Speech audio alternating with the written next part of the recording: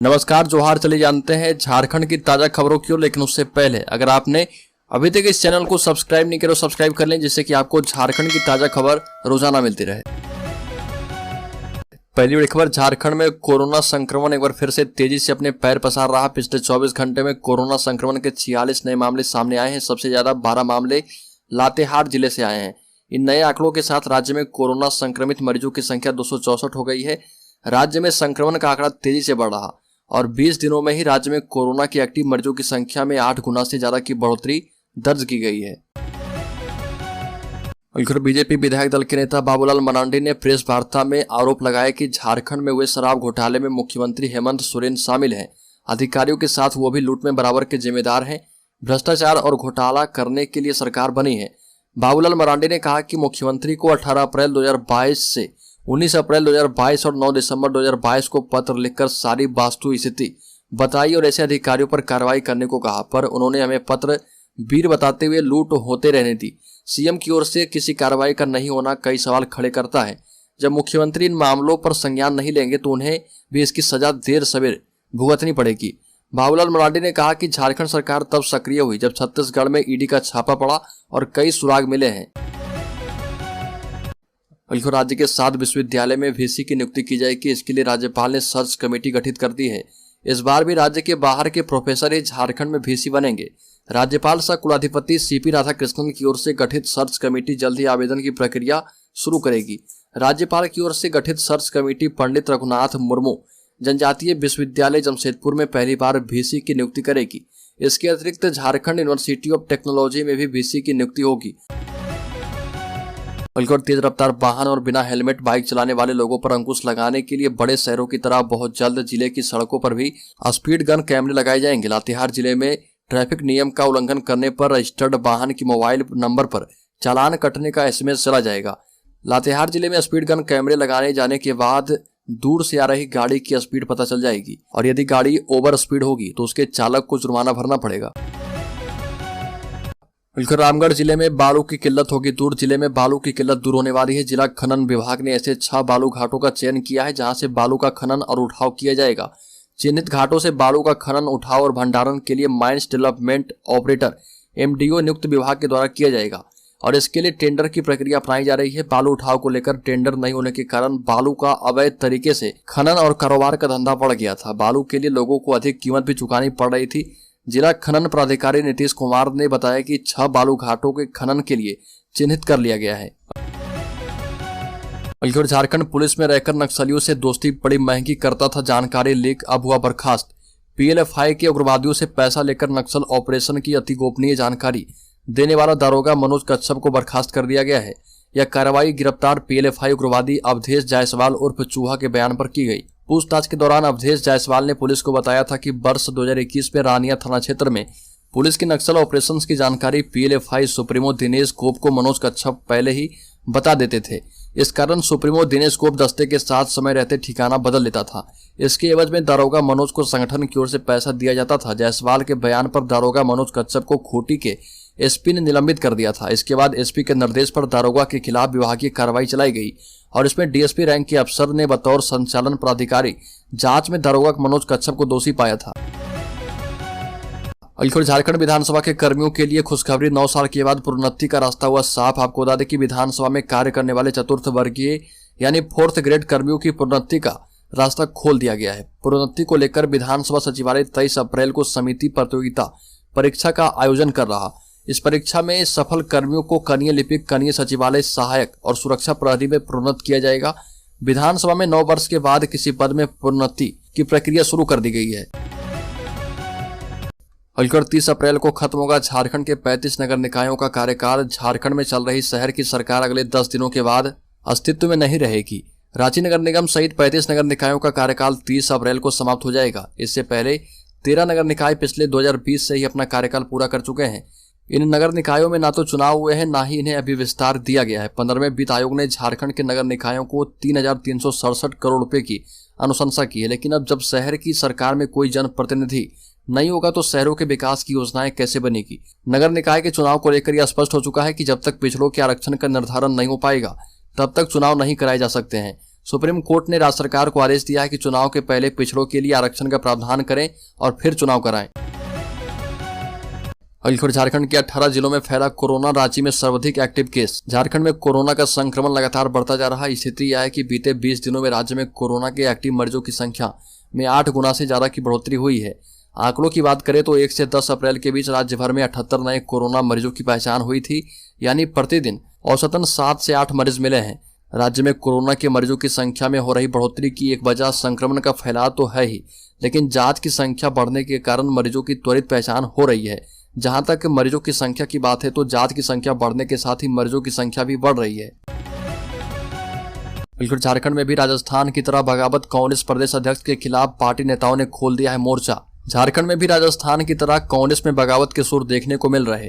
कांग्रेस के पूर्व महासचिव समेत बड़ी संख्या में पार्टी नेतृत्व से नाराज चल रहे कार्यकर्ताओं ने मोरहाबादी मैदान स्थित महात्मा गांधी प्रतिमा के सामने धरना दिया और सत्याग्रह किए। नेताओं का आरोप है कि प्रदेश अध्यक्ष और प्रदेश प्रभारी मनमानी कर रहे।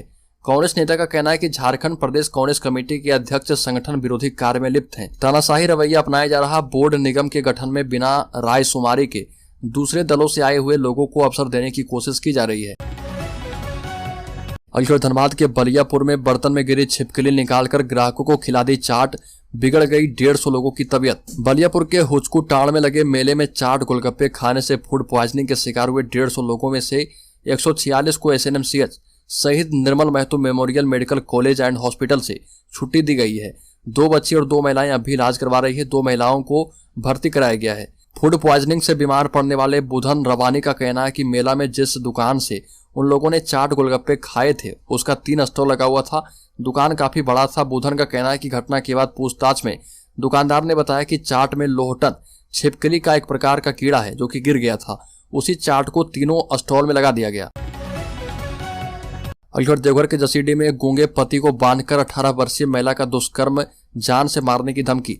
देवघर के जसीडीह थाना क्षेत्र की 18 वर्षीय महिला के साथ 2 युवकों ने सामूहिक दुष्कर्म की घटना को अंजाम दिया। घटना को लेकर देर रात महिला थाना में 2 आरोपी युवकों के खिलाफ सामूहिक दुष्कर्म का मामला दर्ज करवाया गया।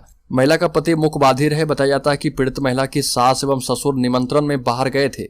पति पत्नी घर में थे। रात तकरीबन 11 बजे देवपुरा टोला जमुआ निवासी नीरज दास एवं बसफिटवा गांव निवासी हुरो यादव उर्फ कामदेव यादव महिला के घर में घुसकर मुखबाधिर पति को दूसरे कमरे में ले जाकर ताला बंद कर दिया और उसके बाद उसके साथ दुष्कर्म की घटना को अंजाम दिया। बिल्कुल झारखंड में गर्मी से मिलेगी राहत। 4 डिग्री सेल्सियस तक कम होगा अधिकतम तापमान। आगामी दिनों में झारखंड का मौसम बदलने के आसार हैं। आने वाले 2 दिनों में कई जिला के लोगों को गर्मी के प्रकोप से राहत मिलने वाली है। रांची मौसम विज्ञान केंद्र के पूर्वानुमान के मुताबिक राजधानी रांची और पलामू के उत्तरी हिस्से में हल्की बारिश और मेघ गर्जन से लोगों को इस चिलचिलाती गर्मी में थोड़ी राहत जरूर मिलेगी। झारखंड में गर्मी का प्रकोप जारी है। राज्य के 24 जिलों में से 17 जिलों में अधिकतम तापमान 40 डिग्री सेल्सियस से अधिक रिकॉर्ड किया गया। वहीं राज्य के पूर्वी भाग संथाल, कोल्हान और पश्चिमी भाग में हीट वेव का प्रकोप ज्यादा दिखा। मुख्यमंत्री हेमंत सोरेन के निर्देश पर बिजली संकट से मिली निजात। जेबीवीएनएल ने खरीदी 400 मेगावाट अतिरिक्त बिजली। झारखंड की राजधानी रांची सहित सभी जिलों में बिजली की आंख मिचौली से राहत मिलने की उम्मीद है। मुख्यमंत्री हेमंत सोरेन के निर्देश का असर दिखने लगा है। झारखंड बिजली वितरण निगम जेबीवीएनएल की रिपोर्ट के मुताबिक राज्य में लगातार दूसरे दिन फुल लोड बिजली की आपूर्ति की गई। राहत की बात यह है कि जेबीवीएनएल ने इंडियन एनर्जी एक्सचेंज से अगले 10 दिनों में प्रतिदिन 400 मेगावाट अतिरिक्त बिजली की अग्रिम खरीद सुनिश्चित कर ली है। मांग और आपूर्ति में लगभग इतने का ही अंतर बना हुआ है और जेबीवीएनएल के इस संबंध से लोड शेडिंग शून्य हो गया है।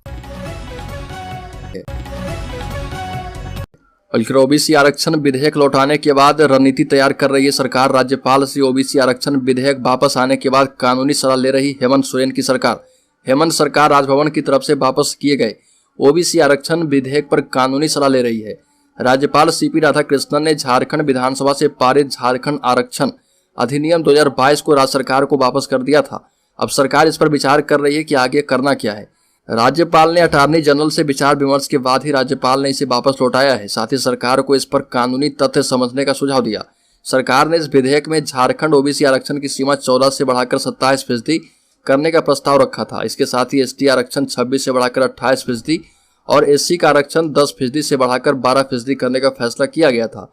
सूत्रों की माने तो राज्यपाल रमेश बैस ने भी इस विधेयक को अटॉर्नी जनरल के पास भेजा था। और आज से नक्सलियों का 48 घंटे का बिहार झारखंड बंद का ऐलान, सुरक्षा बल चौकस हैं। नक्सली संगठन भाकपा माओवादी ने बिहार झारखंड बंद का ऐलान किया है। 20 और 21 अप्रैल को यह बंदी रखी गई है। नक्सलियों के 48 घंटे की बंदी को देखते हुए सुरक्षा बलों को चौकस रहने को कहा गया। बिहार झारखंड में नक्सलियों के द्वारा बंद का ऐलान किया गया है और 2 दिवसीय बंद का आह्वान किया गया है और इसी महीने ही 14-15 अप्रैल को भी नक्सलियों के द्वारा बंदी आहूत की गई थी। आज के बंद का ऐलान पूर्वी बिहार पूर्वोत्तर झारखंड स्पेशल एरिया कमेटी ने की है। राज्य में 8 साल के बाद सीएम हाउस में हुआ इफ्तार पार्टी का आयोजन। राज्य सांसद शिबू सोरेन समेत कई मंत्री विधायक हुए शामिल। मुख्यमंत्री हेमंत सोरेन की ओर से रमजान के मौके पर दावत इफ्तार का आयोजन किया गया। कांके रोड स्थित मुख्यमंत्री आवास पर 8 वर्षों के बाद इफ्तार का आयोजन किया गया। मुख्यमंत्री आवास में आयोजित दावत इफ्तार में सभी धर्मों के लोग शामिल हुए। मुख्यमंत्री ने सभी रोजेदारों को रमजान की दिली मुबारकबाद दी। इस अवसर पर सभी ने राज्य की प्रगति, प्रेम, भाईचारा, खुशहाली और अमन चैन के साथ सुरक्षित जनता, सुरक्षित झारखंड की प्रार्थना की। बाबूलाल मरांडी ने कहा कि हमारी सरकार बन गई तो 3rd-4th ग्रेड की 100% नौकरियां झारखंडियों को देंगे। झारखंड में बीजेपी विधायक दल के नेता बाबूलाल मरांडी ने कहा कि उनकी सरकार बनते ही राज्य की 3rd और 4th ग्रेड की 100% नौकरियां झारखंडियों के लिए आरक्षित कर दी जाएगी। बाबूलाल मरांडी ने कहा कि मैं यह गारंटी के साथ कह सकता हूं और हेमंत सरकार पर वादा खिलाफी का आरोप लगाया और कहा कि हेमंत सरकार ने ही प्रति वर्ष 5 लाख नौकरियों का वादा किया था। अब जबकि युवा सड़क पर उतरकर सरकार को उनका वादा याद दिला रहे तो उन्हें पीटा जा रहा, उनका सर फोड़ा जा रहा। नियोजन नीति हाईकोर्ट से रद्द होने और ओबीसी आरक्षण एवं स्थानीयता विधेयक राज्यपाल के द्वारा लौटाए जाने पर बाबूलाल मरांडी ने कहा कि चीजें विधि सम्मत नहीं होगी तो परिणाम यही होगा। राज्य में 24 अप्रैल से शुरू होगी इंटर और मैट्रिक की कॉपियों की जांच। सीसीटीवी कैमरे से की जाएगी निगरानी। इंटर और मैट्रिक की कॉपियों का मूल्यांकन 24 अप्रैल से शुरू होगा। इसके लिए बोकारो में 4 केंद्र बनाए गए। कॉपियों का मूल्यांकन सीसीटीवी कैमरे की निगरानी में ही किया जाएगा और जैक बोर्ड की ओर से आयोजित होने वाली इंटर और मैट्रिक की परीक्षा 5 अप्रैल को समाप्त हो गई है। मैट्रिक और इंटरमीडिएट परीक्षा के बाद अब कॉपी मूल्यांकन की बारी है। शिक्षा विभाग ने इसकी तैयारी कर ली है। बोकारो जिले में इसके लिए 4 केंद्र बनाए गए।